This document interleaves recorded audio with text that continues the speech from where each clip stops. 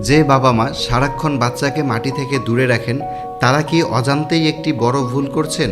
বিজ্ঞানীরা বলছেন সামান্য মাটিই হতে পারে শিশুর রোগ প্রতিরোধ ক্ষমতার গোপন শিক্ষক। কিন্তু কিভাবে? আর সব ধরনের মাটি কি নিরাপদ? জানতে হলে শেষ পর্যন্ত দেখুন।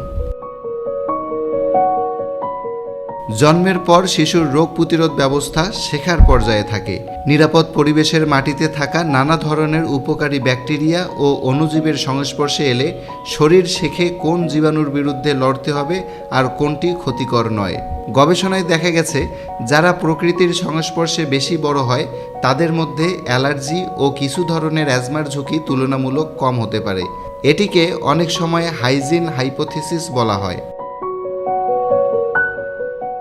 মাটি ও প্রকৃতির সংস্পর্শে এলে শিশুর শরীরে বিভিন্ন ধরনের অণুজীবের বৈচিত্র্য বাড়তে পারে। এগুলো অন্ত্রের মাইক্রোবায়াম গঠনে ভূমিকা রাখে, যা হজম, রোগ প্রতিরোধ এবং কিছু ক্ষেত্রে মস্তিষ্কের বিকাশের সঙ্গেও সম্পর্কিত। বাইরে খেলাধুলা করলে শিশুর আত্মবিশ্বাস বাড়ে, সৃজনশীলতা বৃদ্ধি পায়, মনোযোগ উন্নত হতে পারে, স্ট্রেস কমে। মাটিতে খেলার সবচেয়ে গুরুত্বপূর্ণ বিষয় হলো বাইরে সময় কাটানো। সূর্যের আলো থেকে শরীর ভিটামিন ডি তৈরি করে, যা হাড় ও রোগ প্রতিরোধ ব্যবস্থার জন্য গুরুত্বপূর্ণ। কিন্তু মনে রাখতে হবে সব মাটি নিরাপদ নয়।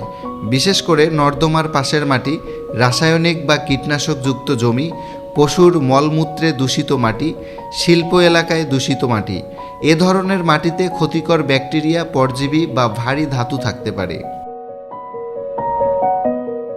শিশুকে জীবাণুমুক্ত কাচের ঘরে বড় করার প্রয়োজন নেই, আবার যে কোনো মাটিতে খেলতেও দেওয়া ঠিক নয়। পরিষ্কার, নিরাপদ প্রাকৃতিক পরিবেশে খেলাধুলা শিশুর শরীর ও মনের সুস্থ বিকাশে গুরুত্বপূর্ণ ভূমিকা রাখে।